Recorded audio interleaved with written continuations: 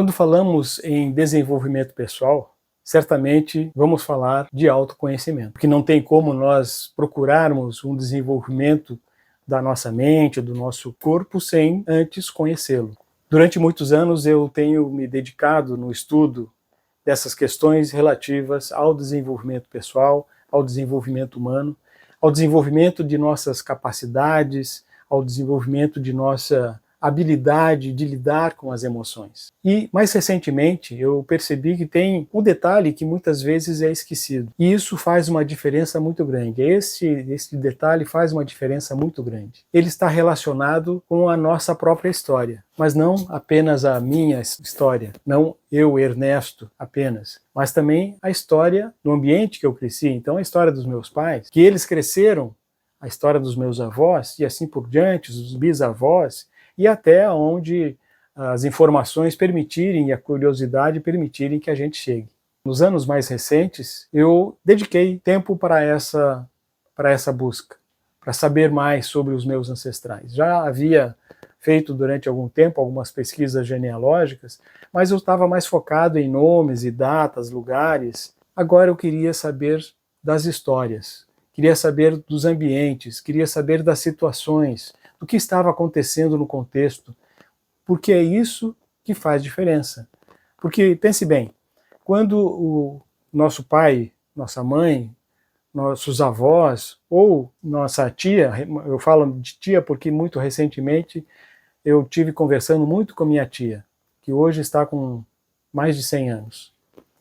E eu via nos olhos dela a emoção, o prazer, às vezes até alguma coisa assim de mágoa pelas coisas que aconteceram e da maneira como ela registrou na mente dela.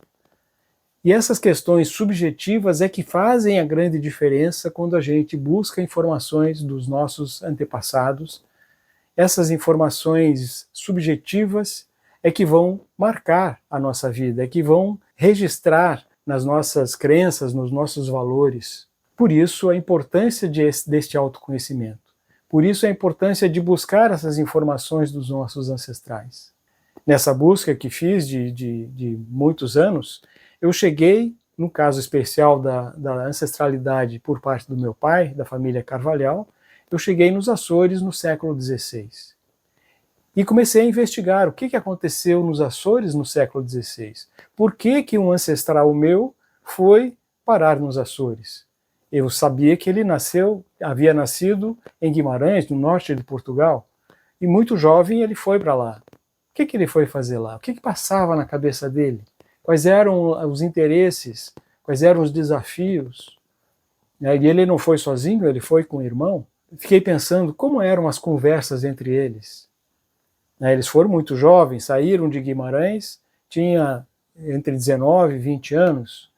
Antes de chegar nos Açores, eles passaram pelo norte da África e lá ficaram por cerca de 12 anos. Então, quando chegaram nos Açores, já tinham em torno de 29, 30 anos. Ainda não eram casados, foram casados depois que chegaram lá.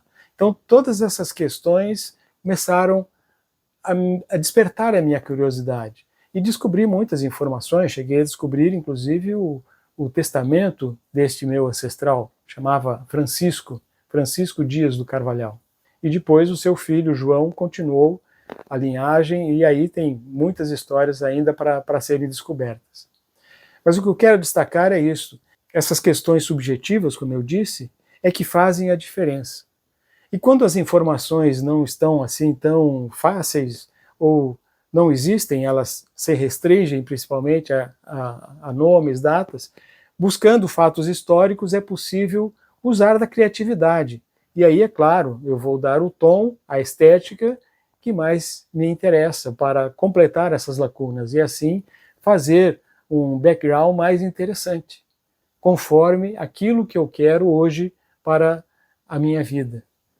Da mesma maneira, as histórias que eu escutei dos meus pais, dos meus avós, aqueles fatos que foram narrados com um ar dando mais valor para as emoções que não eram positivas, para as traições, para a deslealdade, é possível retornar nesses arquivos e identificar o outro lado da moeda, que com certeza existia. quais foram os aprendizados que eles tiveram, como que eles poderiam ter reagido. Também eu posso aprender com os erros, as falhas, ou com as coisas ruins que aconteceram. Como que, se eu tivesse naquela situação, reagiria, ou poderia reagir com as informações, com o conhecimento que eu tenho hoje. Tudo isso é para dizer da importância da pesquisa a respeito dos nossos ancestrais. Por que eu me interessei em pesquisar a minha genealogia, em descobrir o brasão da família, em descobrir quem eram lá os nobres que participaram de alguma maneira? Essas questões objetivas, elas são curiosas, mas o relevante são essas questões que tratam das emoções, dos valores, dos comportamentos.